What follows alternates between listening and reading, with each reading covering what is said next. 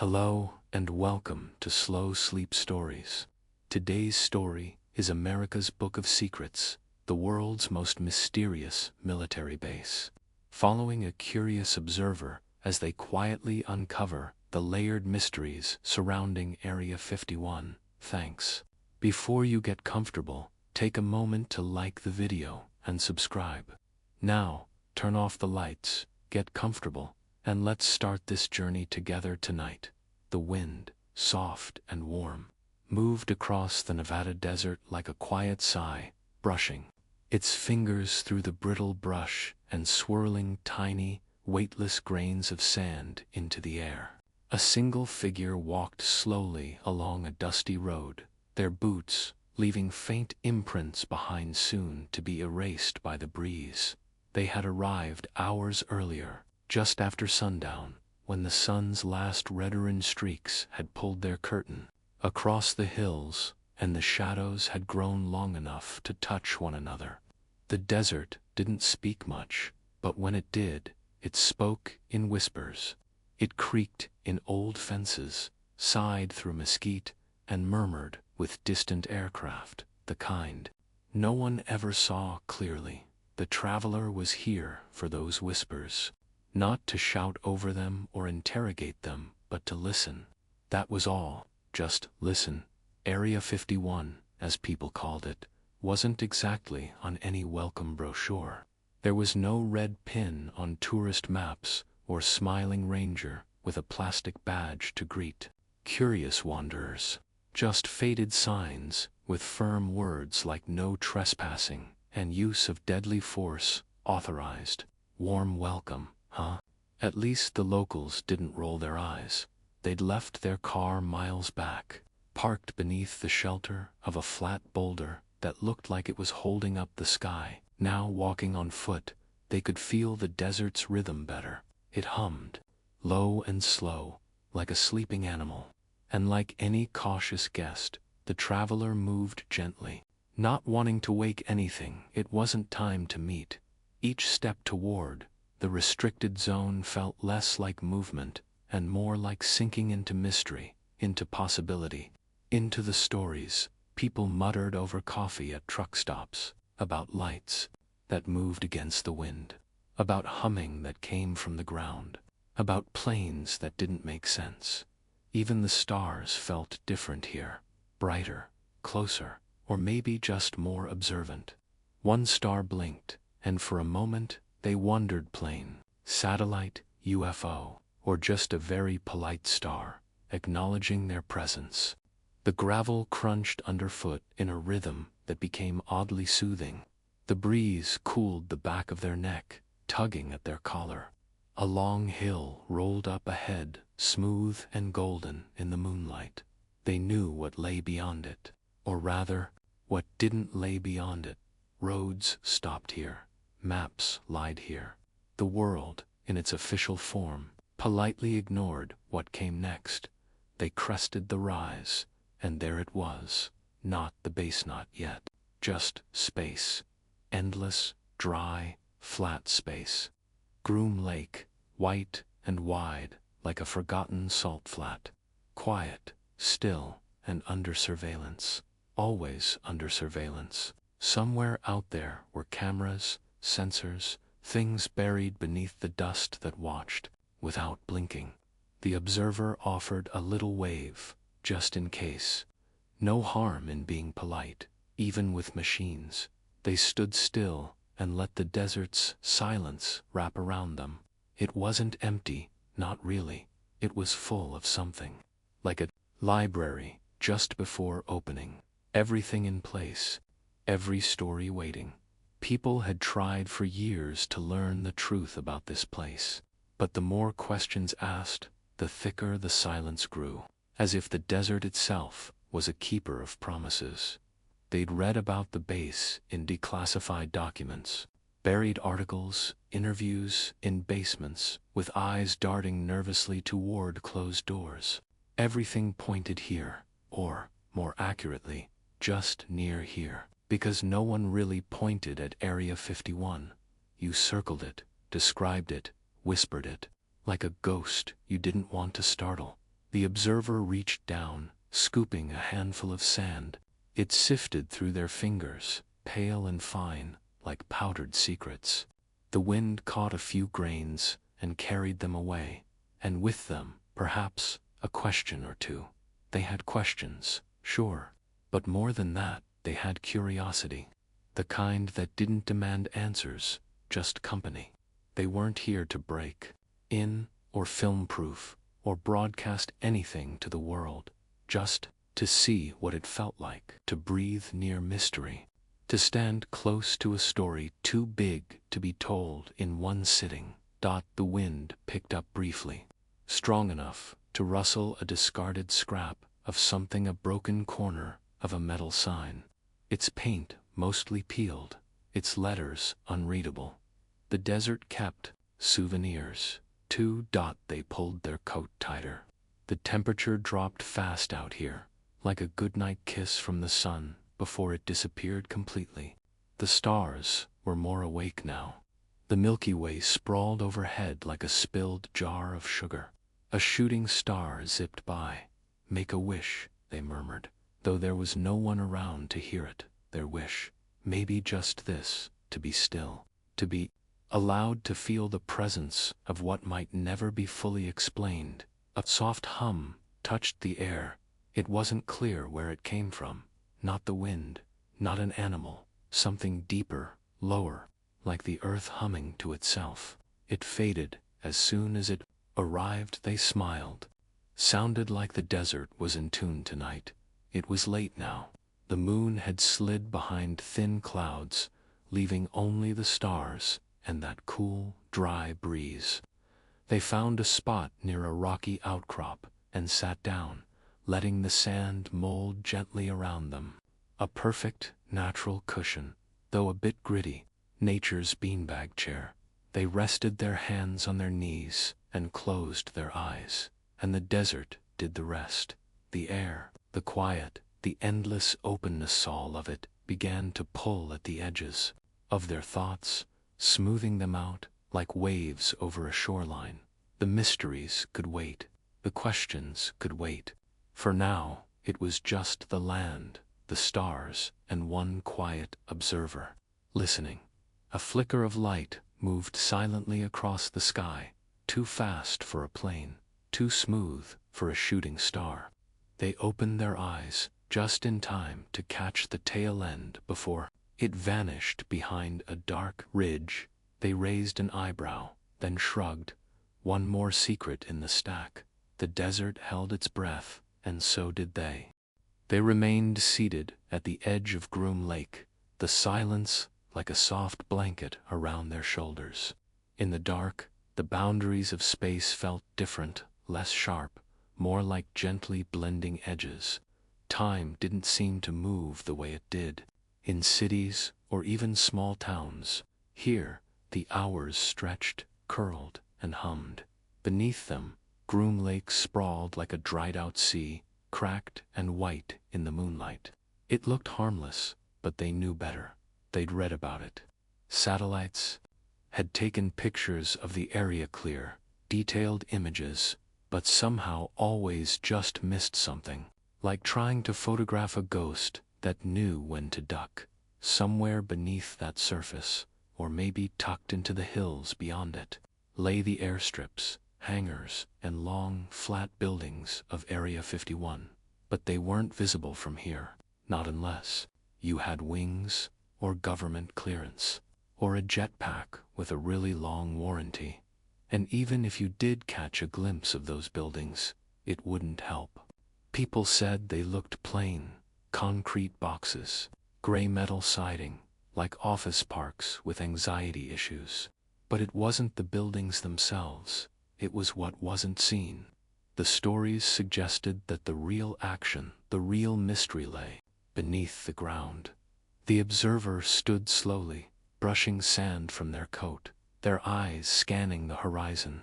Somewhere nearby, motion sensors ticked silently, their signals bouncing across a closed loop of secrecy. They didn't need to trip anything. They weren't planning to go any closer, but they were curious. They walked slowly, keeping close to the edges of the salt flat, letting the hard-packed earth guide them. Their boots made soft, dry scuffs, like the sound of someone slowly turning a page. Then they stopped. There, half buried in the ground, was something metallic, old, and just out of place enough to be interesting. It wasn't large, maybe the size of a backpack. A square plate with ridges along its edge and a faint, faded triangle etched into the surface. The sand clung to it like it didn't want to let go. They crouched, touching it gently. It was cool, colder than the air around it.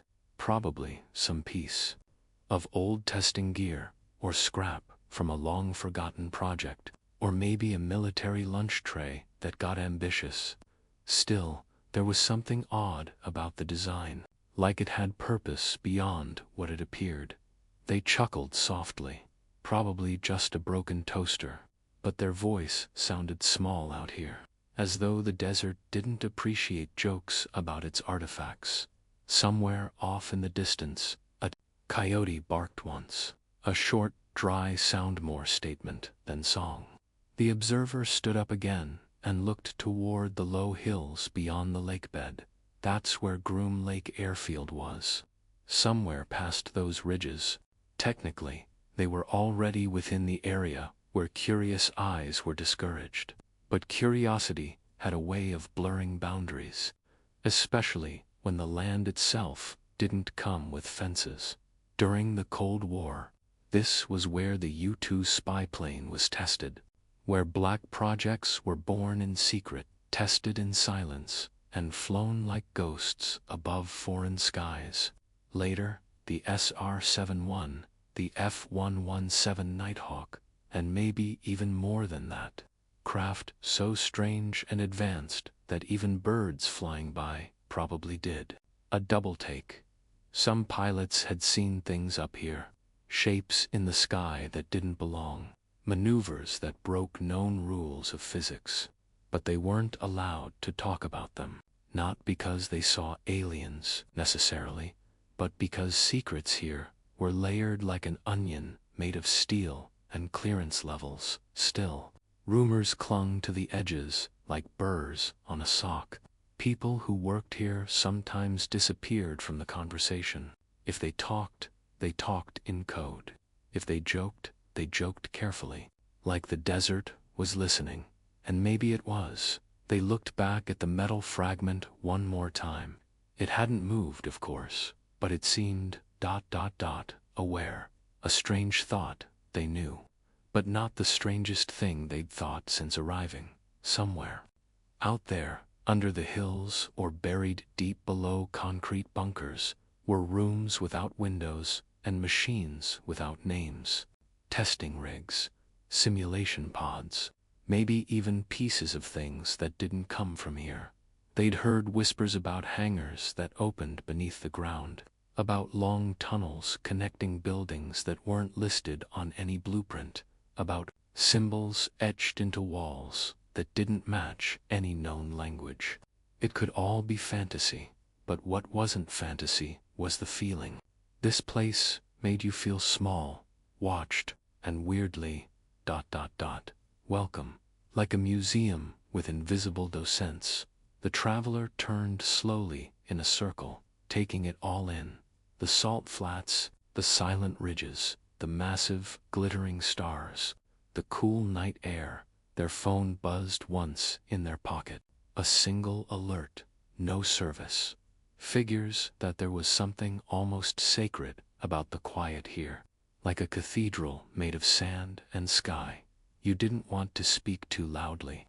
You didn't want to run. You just wanted to be. Their stomach grumbled. Not loudly, but with determination. They pulled a granola bar from their coat and took a bite. It crunched far too loudly in the still air. Somewhere, a rabbit probably raised an eyebrow in disapproval. Or maybe it was an alien in disguise, filing a noise complaint. They chuckled again, but softer this time. Then the wind changed, not harsh, not sudden, just ... directional. It carried with it something strange, a faint metallic scent like burnt copper or ozone, the kind of smell that follows lightning, or maybe something else. The traveler inhaled slowly. Definitely odd. They looked up again, and there briefly against the stars. A shape, triangular, silent, moving too slowly for a satellite, too smoothly for a plane. It drifted like a falling feather, except, upward. Then it was gone. No sound, no trail, just, gone. They blinked, slowly. Their heart beat once, loudly, then settled. No panic, no fear, just the sensation that they'd been offered a nod, a small one. Like when two strangers on a quiet road acknowledge each other silently and move on. They sat back down. Groom Lake didn't give away its secrets easily, but it did share its presence, its weight, its strange peace. Tomorrow they'd move on, but tonight they were part of the mystery, and the desert, in its quiet way, seemed to approve. The sun rose slowly over the Nevada desert, brushing warm gold across the salt-crusted floor of Groom Lake. Shadows slipped back into the earth as if they, too, knew they were trespassing on classified soil.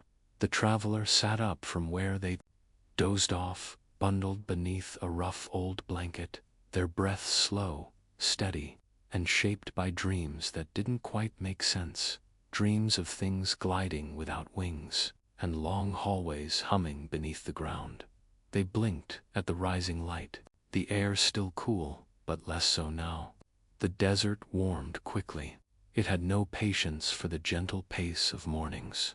Everything here happened on its own terms, just like the place itself, somewhere beyond the hills. The activities of Area 51 had likely resumed before dawn. Flights scheduled on no civilian roster. Movements tracked only by people with badges, shaped like keys and authorization levels that needed their own zip codes. Inside those buildings, many said were things designed not just for modern warfare, but for something, else.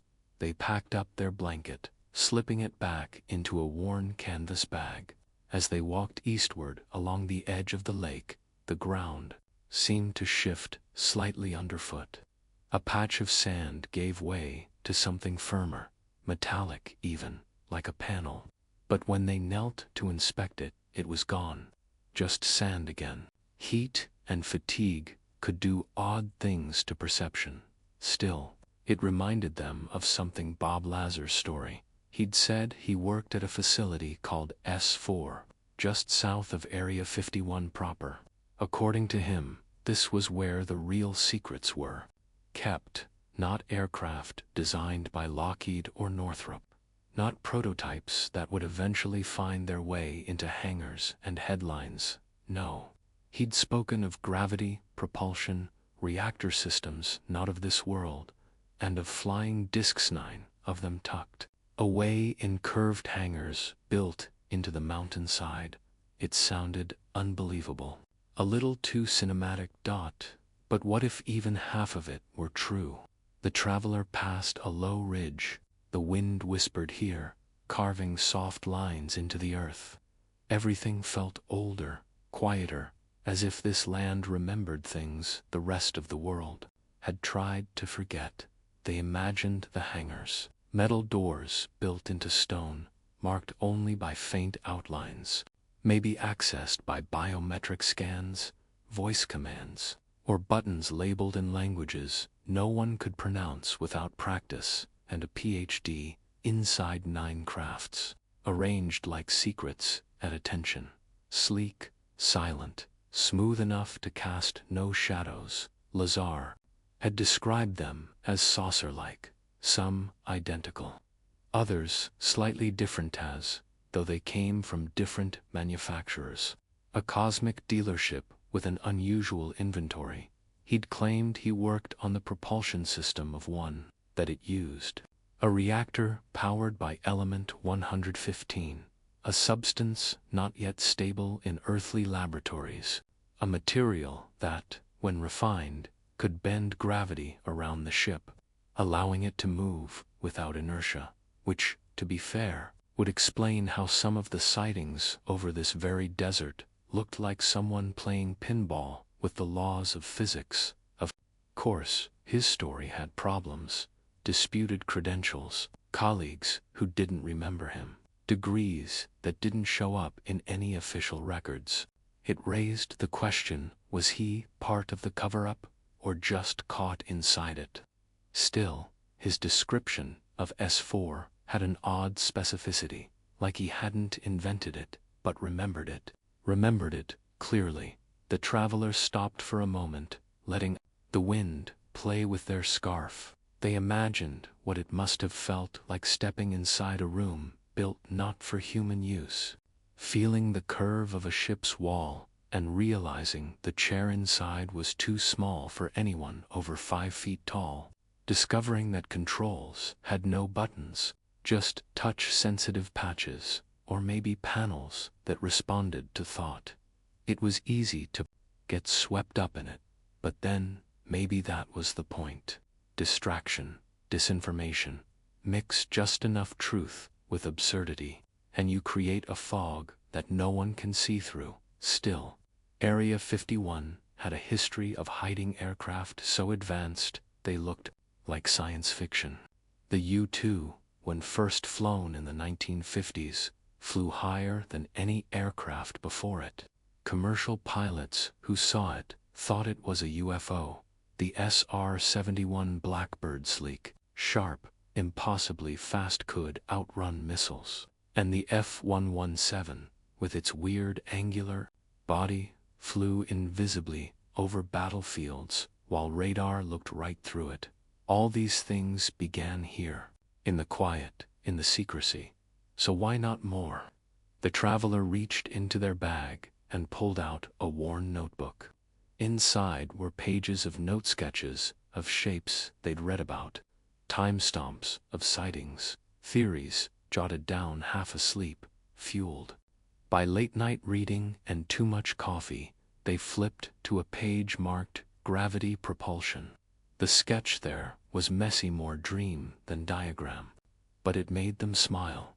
If Lazar was right, and the ships could manipulate gravity itself, then everything about our understanding of motion, time, and even space travel would change.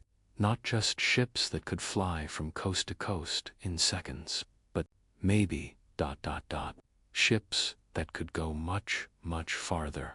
They leaned back against a rock, closing their eyes for a moment. In the distance, a bird circled lazily, probably a hawk, watching, waiting, maybe wondering why this odd human kept muttering about gravity and saucers and S-4.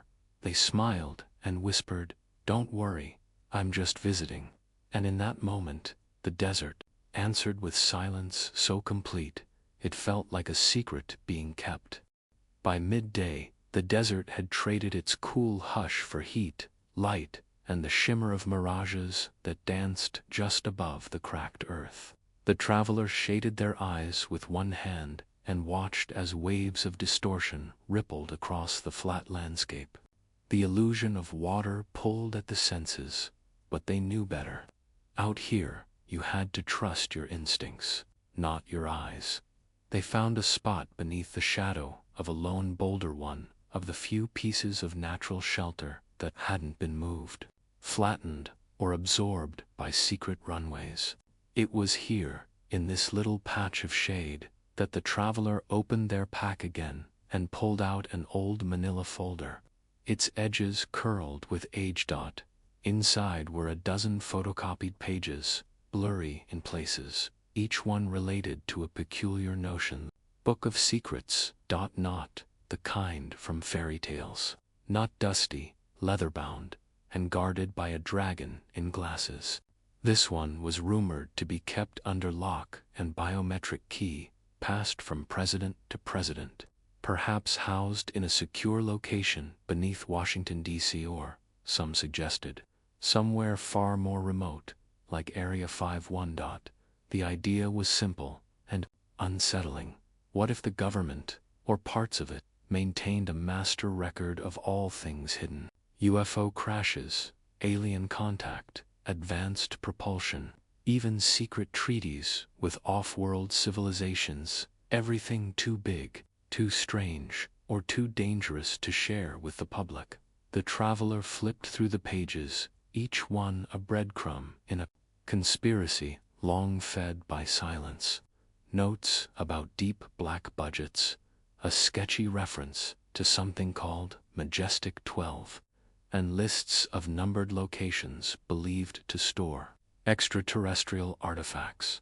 One of those locations was labeled S4GR3, high-risk alien technology containment. Now, that could mean anything. GR3 could be a storage room filled with blinking lights and coffee machines shaped like pancakes. But the fact that it appeared in multiple documents, redacted though they were, gave it a strange credibility. They leaned back, letting their head rest against the rock. It was possible that none of it was true, that the Book of Secrets was just a myth born from Hollywood and late-night radio. But it was also possible, just possible, that this desert had buried more than scrap metal and test flights. Maybe it hid truths so strange, so paradigm-shifting, that silence was the only way to contain them. A breeze picked up, and with it came the faintest sound, like the whir of a fan blade, but more distant, more ... deliberate. They sat up, ears alert. There it was again, a low hum, almost electronic, then nothing, maybe a jet engine warming up, or ... maybe not. They stood, folding the papers away, and slowly climbed the ridge to the east. From here, they had a better view of the valley that sat beyond the lakebed, barren, sunburnt, and mostly unremarkable. But their eyes caught a disturbance in the air. A blur near the base of a distant hill, where the shadows didn't match the sunlight. A structure, a door, or just a patch of oddly heated rock, they couldn't be sure. And maybe that was the whole design of it. There were stories of people who had stumbled too close, hikers, photographers, even a group of curious teens from the 90s who claimed they saw a hatch open in the earth before a truck arrived, and quietly, but firmly, suggested they leave. There was also the tale of a maintenance worker known only through second-hand whispers who had said the underground tunnels stretched for miles, that elevators ran deeper than any known building, that at the very lowest levels, things were kept not for study, but for containment. That word always stuck, containment. It implied not just secrecy, but danger. The traveler's stomach growled. Again, as if protesting the seriousness of the moment, they reached into their pocket and pulled out a stick of gum. Mint, because nothing says prepared for cosmic revelation like fresh breath. Chewing thoughtfully, they let their mind drift. If the Book of Secrets did exist, and if it really was stored out here, what might it contain? A video from Roswell. A list of all reported extraterrestrial encounters, verified by internal agencies. Coordinates to something not of this earth, or maybe ... blueprints of something too advanced for the world to use yet. Technologies that could power cities, end energy crises, or move through space in ways we've only imagined. A shadow passed overhead, and they instinctively ducked, but it was just a bird. Big, slow, with wings that lazily rode the air. No sound, no concern. Still, their heart had kicked up a notch. That's what Area 51 did. It trained your brain to see secrets in everything, to look twice at clouds, to squint at the way a rock sat just so, to feel like the land itself was hiding a pulse just beneath the surface. They pulled out their small, handheld radio, more of a scanner, really, and flicked it on. Most frequencies were silent or filled with static, but there, on one band, a rhythmic pulse, faint, electronic, precise. It didn't match any known aviation pattern. They listened. Pulse, pause, pause, pause, pause, pause, then silence. They adjusted the dial, but it was gone. They laughed under their breath. Probably a weather balloon. It was always a weather balloon. The wind shifted again, carrying with it the scent of something unnatural. Ozone, maybe, or heated metal, like the air after a lightning strike. They looked to the horizon, to the place where the sky met the dry, scorched land. Whatever secrets this place held, whether buried in vaults, written in mythical books, or whispered between engineers under strict NDAs, there was one truth they couldn't ignore. This desert was watching, and maybe, just maybe, it was waiting. As the sun began to dip low, painting the Nevada sky in hues of soft orange and dusty pink, the traveler found themselves walking slowly along a ridge overlooking the secretive military base. The air had grown cooler, carrying a faint scent of sagebrush mixed with dust and metal, a combination as unique as the place itself. From this vantage point, the sprawling complex below looked almost peaceful. Rows of buildings, hangars, and long runways stretched out like veins. Yet everything was tucked away behind fences and guarded by watchful eyes. It was a city of silence, hidden in plain sight, humming with activity invisible to the outside world. The traveler paused, letting their gaze sweep over the scene. It was easy to imagine the lives lived here: engineers hunched over blueprints, pilots preparing for test flights that no one else knew about, and security personnel walking the perimeter with practiced vigilance. People bound by secrecy, carrying burdens heavier than their gear. They thought of the stories about these workers. How many felt pride in their mission, building machines that pushed the limits of human ability? How many wondered if their work was part of something bigger, something almost impossible to grasp? The weight of knowing that what they saw and touched might change history, yet remaining silent forever. The traveler chuckled softly, remembering one of the gentle jokes from a distant town about Area 51. Why don't aliens visit Area 51? Because they don't want to get caught in traffic. It was silly, but the humor felt like a small comfort amid the vast mysteries. Among the legends surrounding the base, perhaps none was as persistent as the tale of the flying discs. Bob Lazar's account of seeing 9 strange crafts in the S4 hangars had both fascinated and divided believers and skeptics alike. He described sleek, silent shapes, powered by reactors, fueled with an element not yet recognized by mainstream science. The idea of bending gravity and breaking known physical laws seemed almost too wild to be true. Yet, the traveler knew that the base had birthed aircraft that once seemed like science fiction.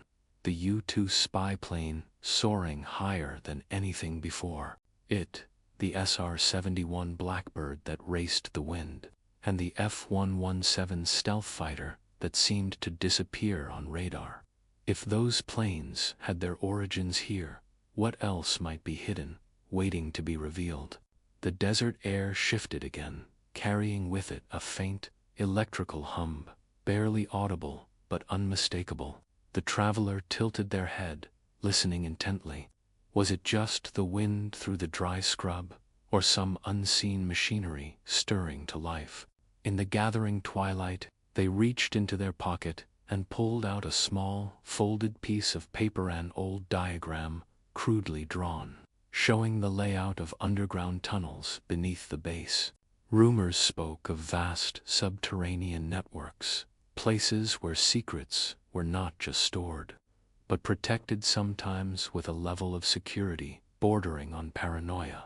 The traveler imagined stepping down into those tunnels, the cool concrete walls humming softly with concealed technology, echoes bouncing between shadows, whispers of conversations lost to the world above. What was hidden down there? Were their rooms filled with artifacts from other worlds? Were the walls lined with files that could rewrite what humans thought about their place in the cosmos? They smiled to themselves, thinking about another old joke.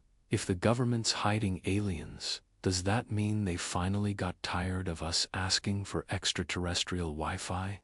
The thought brought a quiet laugh. As night settled fully, the traveler wrapped their scarf tighter around their neck.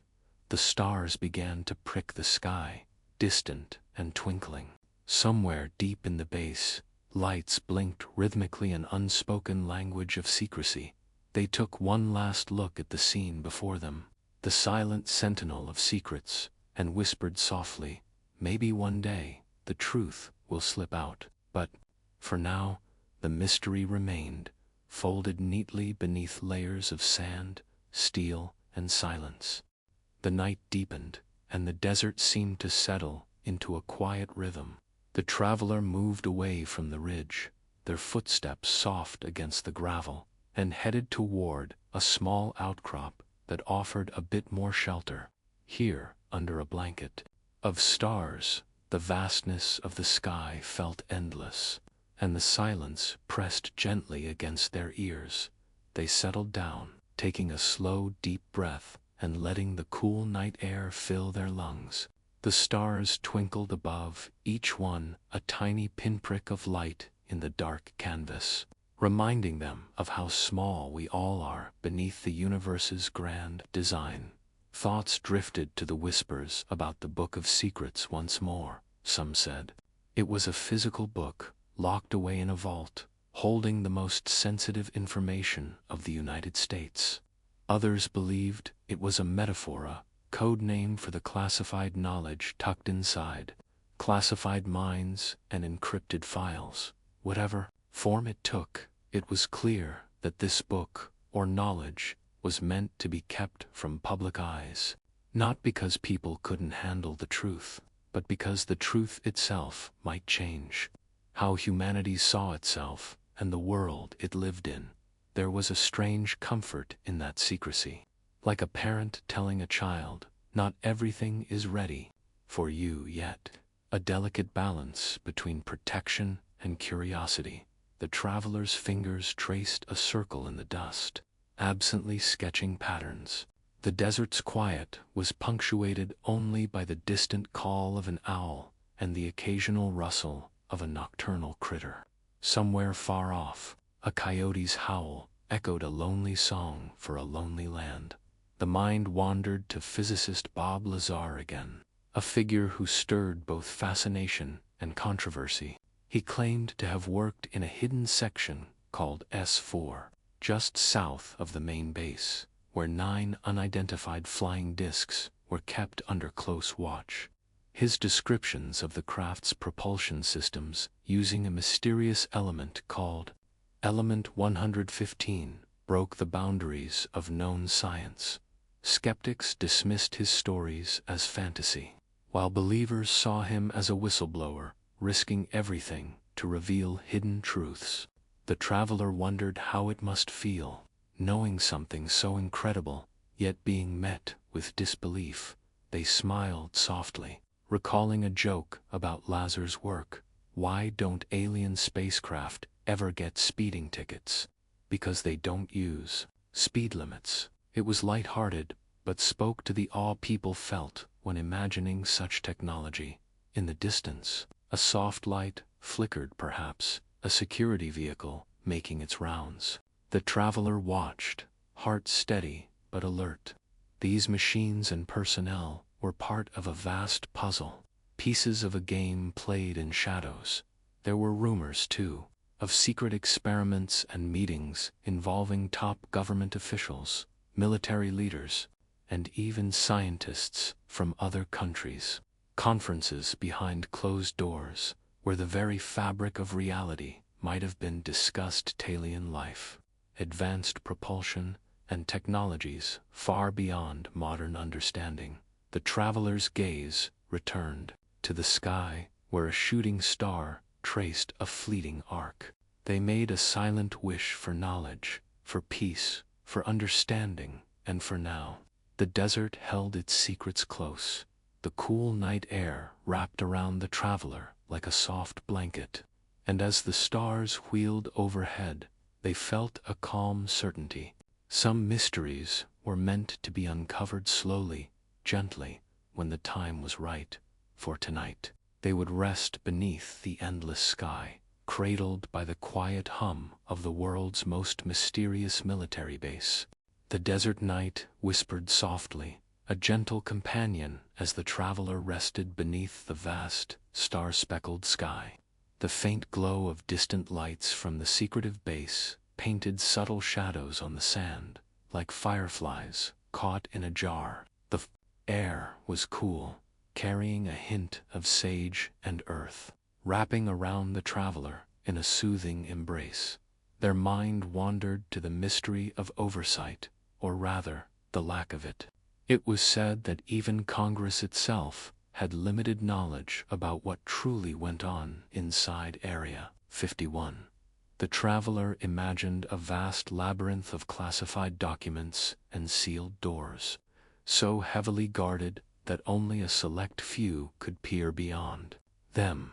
This absence of oversight bred its own kind of legend.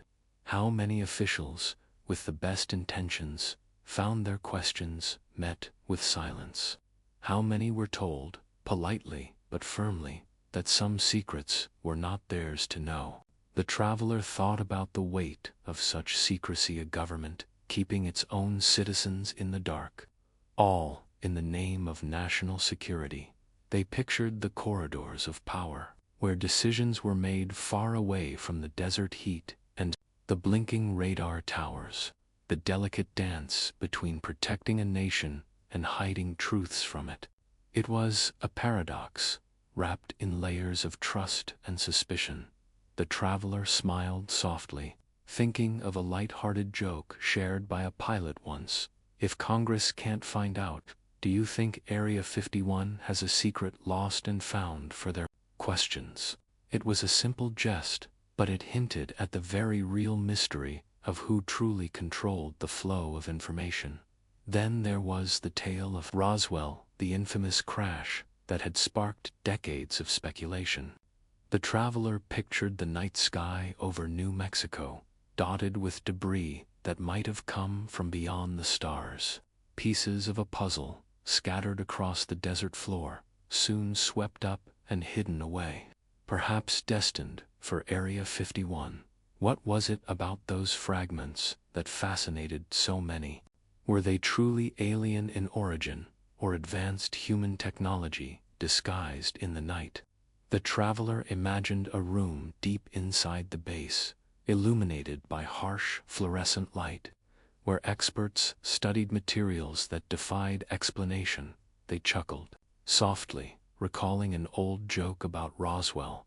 Why don't aliens ever crash land on weekends? Because the secret agents take Saturdays off. A silly thought, but one that eased the tension of the unknown. As the night deepened, the traveler's thoughts turned to the many stories whispered by former employees, men and women sworn to secrecy, who occasionally hinted at the incredible technologies they encountered. The traveler wondered how it felt to live in a world where what you saw was never to be spoken of, where the truth was a locked door just out of reach. The desert wind rustled gently through the sagebrush, as if carrying the secrets themselves, whispered softly to those patient enough to listen. And so, under the vast Nevada sky, the traveler drifted into a calm, restful sleep, cradled by the quiet mystery of the world's most mysterious military base. The night grew softer, the desert breeze turning cooler, carrying a gentle hush that seemed to smooth the edges of the world. The traveler lay back on the warm sand, eyes tracing the stars as they scattered like diamonds across a velvet sky. The quiet settled deep into their bones, a calm, gentle rhythm that invited dreams. Thoughts lingered on the stories of secrecy, on the many layers of mystery that enveloped the base like a thick fog. The traveler felt the weight of it, but also a sense of wonder and invitation to imagine a world just beyond sight. There was no rush now. The secrets could wait. Tonight was for rest, for peace, and for the slow unfurling of sleep's soft embrace. They thought again of the Book of Secrets, not a book of pages and ink, but a living archive held in minds, in hidden vaults and whispered codes, a record of humanity's most guarded knowledge, from alien encounters to breakthroughs in science, hidden from the world for reasons both practical and profound. As the travelers' breathing deepened, their mind drifted like a feather on the wind. The desert stretched endlessly, a vast cradle of mystery and stillness, holding the base and its secrets gently beneath the watchful stars. They remembered the gentle jokes, how humor had softened the edges of the unknown, like the one about the alien visitor who tried to order a coffee but was asked for identification first, or the pilot who claimed the secret base's cafeteria served space burgers, minus 100% extraterrestrial beef, guaranteed to make you believe. The traveler smiled in the dark, feeling the softness of the night enfolding them, and as their eyes finally closed, the last image in their mind was of the desert's gentle embrace, the soft rustling of sagebrush, the twinkle of distant lights, the promise of secrets kept safe. Just for now, the world might never fully understand Area 51, but for tonight, it was enough to let the mystery be a lullaby, a whispered story, to carry them into peaceful dreams. Sleep came slowly, deeply, wrapping the traveler in quiet warmth and gentle shadows. Good night.